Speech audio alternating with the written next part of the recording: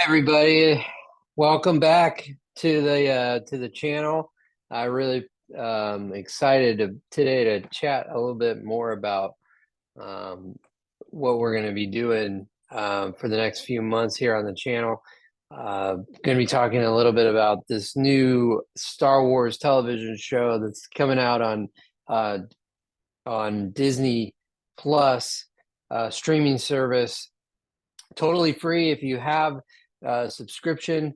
You don't have to add any more um, money to your subscription in order to watch The Acolyte. It's a new show. It takes place in the Star Wars universe, the one that has um, all the lightsabers and Jedi, evil Sith lords, and politics. It's also got different planets and things like that. So that's where we're going to be going. But this show actually takes place setting it sets up things for the prequel trilogy. It's actually going to be it takes place on 100 years in the future. Takes place 100 years in the past from the prequel trilogy. So this is before Anakin Skywalker was born. There were Jedi before he was born, and this is going to be talking about those Jedi that were born before Anakin Skywalker that you're familiar with from the prequel trilogies that came out early in the 90s and the 2000s. So I do want to tell you, if you haven't watched the prequel trilogies or even the original Star Wars, you do want to probably try to watch those. Um, I recommend watching the original Star Wars first and then the prequel trilogy after that, because that's the way they were made and the way they were designed to be consumed. But it can go either way. You could watch the prequels first, then the sequels, but just bear in mind they're going to look different because the prequel trilogy was made 20 years after the original Star Wars, that you might know when you were growing up. So Star Wars came out, prequel trilogy, then Lucasfilm, who made the originals with George Lucas, they made those together.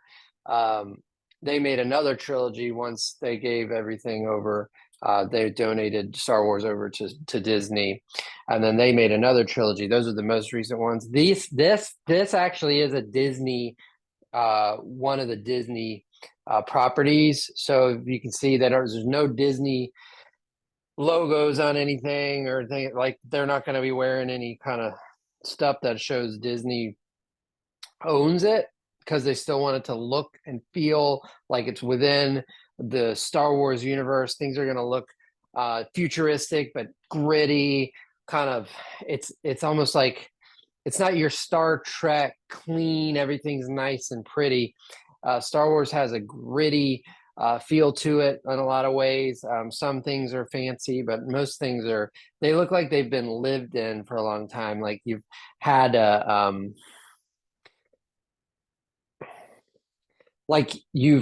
them for a long time. Like if you had a droid, it'd be an old droid. There's not a lot of new droids in Star Wars. So everything kind of looks like real, like more. I like that. I tend to feel like if you're gonna make a thing that exists it's supposed to be real, even though it's science fiction, I always like it to feel like it's a real, like it has history to it. It's got scrapes and bruises, bangs. It's been busted up a bit. So I like that in any of my sci-fi things that I enjoy. But I do really like that this show is in the same kind of way as uh the oldest trilogy that kind of felt like that. I felt like in the prequels things just felt a little too nice looking and just like, wait, I thought this would be older, but there's reasons for that in the lore. There's reasons why things, even in United States history, things have gotten older, gotten better, and then gotten worse. And even in world history, things get better and then they get worse. So that's what happened in Star Wars: is things were good, then they got bad, then they get good again. It's just how it goes. That's why it's a movie that spans thousands of years. But really, at the heart of everything, it's all about family. So Star Wars is all about family, and I know that's a lot of information, but who I'm talking to right now are people who maybe have never thought about watching the show. And I gotta highly recommend watching at least the first episode, see what you think. My favorite character is this guy. His name is Jindarin. He's a Jedi who he's got an accent that's very cool. I don't know how to really describe it, but he sounds, in the real world, he'd sound Korean, but in Star Wars, he sounds like he's from a planet that sounds like Koreans, and he just has a cool way of talking. I feel like I would want to be his Padawan if I were a Jedi Padawan, which I think this character right here, Tora, she is his Padawan, and I love her voice too. She has a very distinct British voice. If it was in real life, she has a British voice. In Star Wars, I don't know what the accent's called, but that would be what she would be. One of the things that just blew my mind when I saw this was that I think it was in episode 2, they revealed that there's a Jedi Wookiee named, his name is Krong. No, I'm getting that wrong. It's like, I can't speak Wookiee, but it's like Krong or something like that.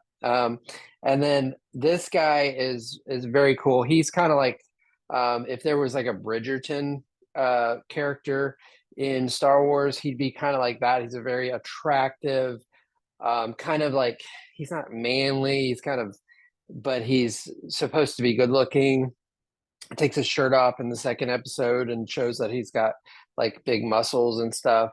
And then the Padawan, Cora, she sees him without his shirt on, and he's got like these cool hair things that come down, and they have this moment together that I thought was really funny. I think it was supposed to be funny, but um, I thought it was funny when I saw it. So I like those two together. They kind of have like he's a Jedi Knight, where she's just still like learning how to be a Jedi. They call those Padwans. And when you're a Padawan, you're not yet a Jedi. You haven't got your it's like getting a badge if you're a police officer, it's like getting your badge. So he has his badge, or the Jedi. And then you would call um, Jindarin. He would be called like a Jedi Master. Like he's in charge of a lot of different Jedi. So I don't know who this character is yet. I don't think we've seen that character yet, but it looks like kind of like a cute but ugly kind of character at the same time. Probably is going to be some sort of a smuggler or pilot that'll get us from one planet to the next. This lady here, I don't know a thing about her other than she seems to be his boss, and she's very serious, just no nonsense. She doesn't have hair, and she's just like, I don't have hair because I'm serious. So this guy here, I think, is he's a character we just got introduced to in episode 3, and he's just like very I think he's kind of like a drug dealer and just kind of shady. We don't really know what his story is yet, but he's helping the two evil, well, I don't want to, no spoilers, but turn this off if you have desire not to know anything. There's two characters right above me here that you can't quite see, but they're the protagonists of the show. There's one that's a twin, and the other one is the other twin. So they're two girls that are born with the Force, and one is good, one's bad. They think one of them killed a Jedi, and then the other one did kill the Jedi. She's trying to kill all the Jedi. She's just a real bad person. So everybody's trying to figure out like who's killing the Jedi, and we find out very quickly there's like literally no mystery to any of it, which I like because I don't really like them to draw out like who is doing this. I don't know who killed the person. I like to know like right away that everybody knows it's not the person. Like we know who killed who, and they do a really good job of just clearing up the mystery like super quickly. In like I think it's the first episode, they're like, oh, she died. Like they think the one girl died. He thinks the girl died because he's like, I saw her die. And then like maybe two scenes later, he's like, I think she's alive, and I think she's the one who killed her. And then he finds out, yep, it's her, so they cleared that up like really efficiently, which I like. So if I had any criticism of this show, is that there's been like no lightsaber fights yet.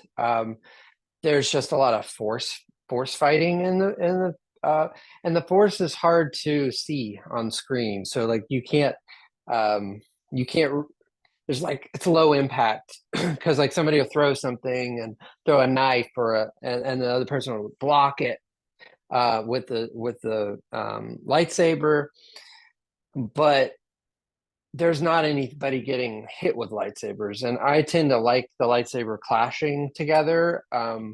Like if you remember if you saw the prequel trilogies where George Lucas had like 7,000 lightsabers at one time, I liked that because you could see them all. And this one has very limited lightsabers, even though it's showing a lightsaber right here on the cover of the movie or the show.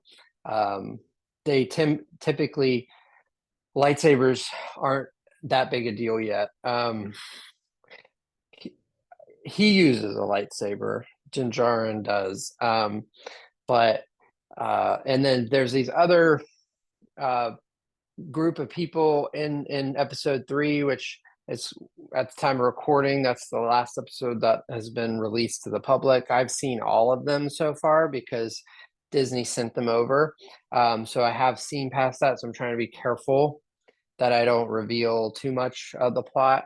But there's this lady here is like, she's the mom of the two and created them with something like the Force, but it's just called like the string. Like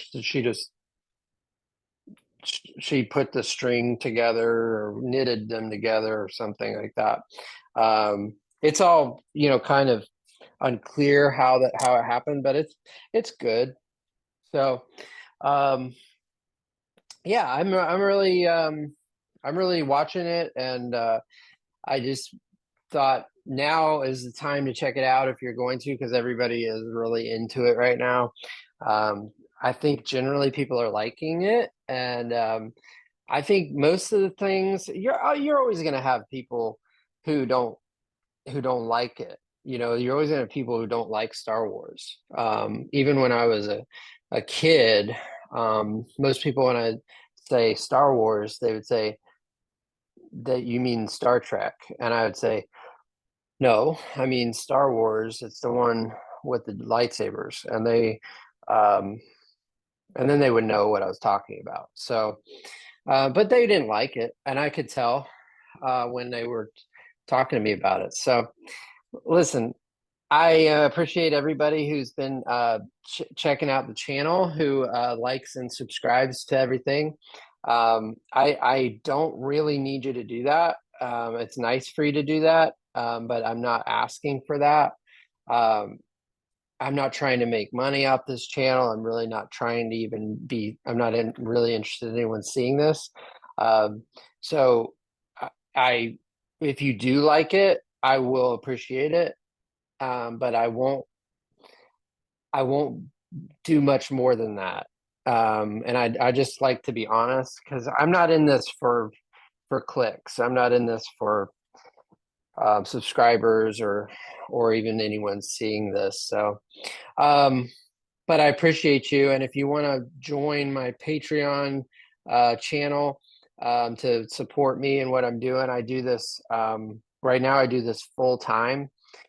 So anybody who wants to send me money, I'm always appreciative of that. I like I how do I say this? I like money more than I like clicks, if that makes sense. So feel free to send that to me. I'll probably link, if I can figure out how to link that below, I'll do that. But yeah, check out the Acolyte. We'll be checking it out together here as we go forward. There's tons of other things on YouTube that you can go to and check out as well. I would